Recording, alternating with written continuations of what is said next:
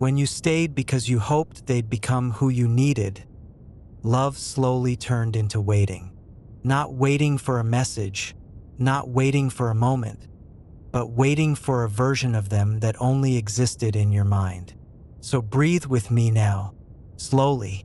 Let your inhale settle into your chest, and let your exhale release the weight of all the time you spent believing that patience would turn into change. You didn't stay because you were weak. You stayed because you saw potential. You saw glimpses of who they could be. Moments where they almost showed up, almost understood, almost met you emotionally. And those moments were enough to keep you hoping, enough to keep you invested, enough to make you believe that if you loved them well enough, consistently enough, gently enough, they would grow into the person you needed them to be. But love is not a training ground, and hope, when misplaced, becomes a slow form of self-betrayal. Take another breath. The pain you feel now is not just heartbreak. It is the grief of wasted expectation, the exhaustion of emotional labor, the realization that you weren't building a relationship, you were maintaining a vision. You were loving their future while surviving their present. You excused what hurt because you believed it was temporary. You minimized your needs because you thought they would be met eventually. You tolerated inconsistency because you trusted growth would come with time. And all the while, your heart stayed in a holding pattern, suspended between what was and what could be. Breathe again. Staying for potential creates a quiet imbalance. You give in advance.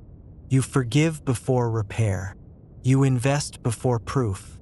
And slowly, the relationship becomes less about connection and more about endurance.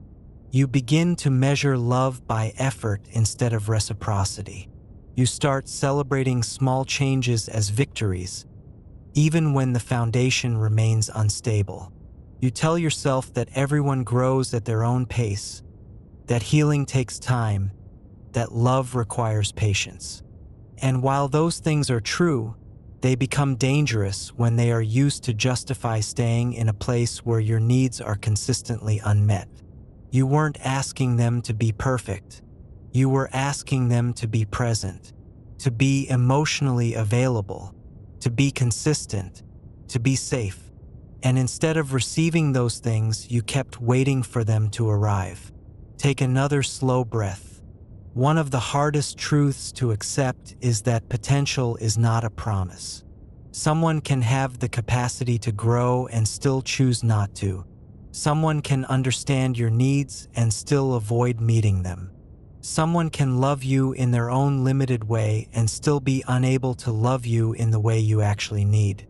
And staying because of who they might become keeps you anchored to a future that may never arrive. You begin to postpone your own happiness, telling yourself that things will be better once they heal, once they mature, once they understand, once life slows down. But life doesn't wait, and neither should your heart. Breathe again. The waiting becomes invisible at first. You don't notice how much time passes. You don't notice how often you silence your disappointment. You don't notice how your standards shift downward just to keep the hope alive. You tell yourself that love is supposed to be hard, that relationships take work, that leaving would mean giving up too soon. And so you stay not because you are fulfilled, but because you are invested. You stay because you've already given so much. You stay because you don't want your effort to be wasted. You stay because walking away would mean admitting that the person you were waiting for never truly arrived. And that realization feels heavier than the pain of staying. Take another breath. There is a unique heartbreak in realizing that you loved someone for who they could be, not for who they consistently were. That you built emotional safety in your imagination while navigating emotional uncertainty in reality. That you kept extending grace while your own needs remained unanswered. This is not foolishness. It is empathy without boundaries. It is hope without protection. It is love without containment. And when it finally breaks, it doesn't shatter loudly. It collapses inward, leaving you tired, confused, and questioning how you stayed so long in something that required so much patience just to feel almost okay. Breathe again. Leaving a relationship built on potential hurts differently. You're not just letting go of a person. You're letting go of a future you believed in, a future you worked for, a future you waited for. And grief shows up not because you miss who they were, but because you're mourning who they never became. You're mourning the conversations that never happened, the growth that never came, the emotional safety that was always just out of reach. And that grief is heavy because it's layered with effort, time, and hope. Take another slow breath. This is where healing begins, not by rewriting the past, but by seeing it clearly. By understanding that love does not require you to stay unfinished while someone else figures themselves out. By accepting that you cannot love someone into becoming who they refuse to be. By recognizing that patience is only healthy when it is met with movement. And when there is no movement, staying becomes self-sacrifice, not devotion. The truth may hurt, but it is freeing. You are allowed to want more than potential. You are allowed to need consistency. You are allowed to choose a love that exists now, not someday. And as this truth settles inside you, breathe. The waiting is over. Not because you failed, but because you finally listened to what your heart has been asking for all along. When you stayed because you hoped they'd become who you needed, your nervous system learned to live in anticipation. Not peace, not safety, anticipation. You woke up each day scanning for signs of improvement, reading meaning into small gestures, convincing yourself that progress was happening even when nothing truly changed. So breathe slowly now. Let your inhale ground you in the present moment, and let your exhale release the future you were holding onto so tightly.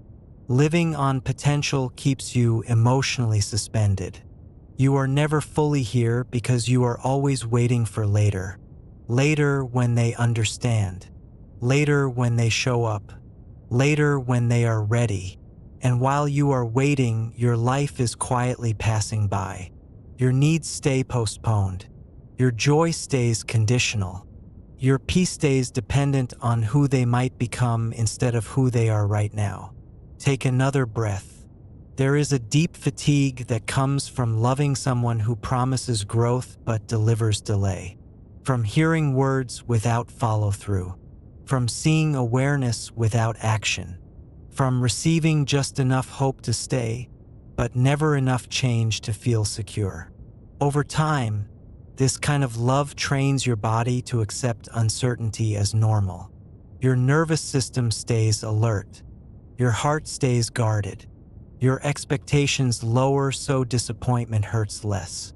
And you call this patience, when in reality it is emotional survival. Breathe again. One of the hardest realizations is that potential can keep you trapped longer than pain. Pain is honest. It demands attention. Potential is seductive. It whispers that everything will be worth it soon. That if you just wait a little longer, love will finally arrive in the form you've been imagining. And so you wait, you stay, you invest more, you compromise again, until one day you notice how tired you are, not from loving them, but from waiting for them to become someone else. Take another slow breath. Let yourself acknowledge this truth without judgment. You did not stay because you didn't know better. You stayed because you believed in growth. You believed in healing. You believed in transformation. Those beliefs are not flaws. They are strengths. But strengths without boundaries become burdens. Loving someone for their potential only works when they are actively moving toward it. When effort meets effort. When intention meets action. When growth is shared, not promised.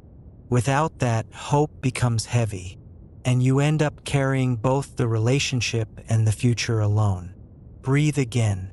Walking away from potential hurts because it feels like quitting on a dream. But some dreams are not meant to be lived. They are meant to teach you what you deserve. Letting go does not mean you were wrong to hope. It means you are choosing to stop waiting. It means you are choosing a life where love is present, not postponed. Where connection is mutual, not imagined. Where effort flows both ways, not just from your side. And that choice is not selfish. It is necessary. Take one more breath. As you release the version of them you hoped for, you begin to return to yourself. You begin to feel clarity where there was confusion, relief where there was tension, grounding where there was constant anticipation. You start to understand that real love does not ask you to put your life on pause. Real love does not require endless patience to feel safe. Real love shows up as it is, not as a promise for later. And now, as this chapter closes, you are not losing love. You are making space for a love that exists in the present. A love that meets you now. A love that does not need waiting to feel real. Breathe. The hope you gave away is coming back to you, reshaped into self-respect, clarity, and peace. The waiting is over, and your life can finally begin moving forward again.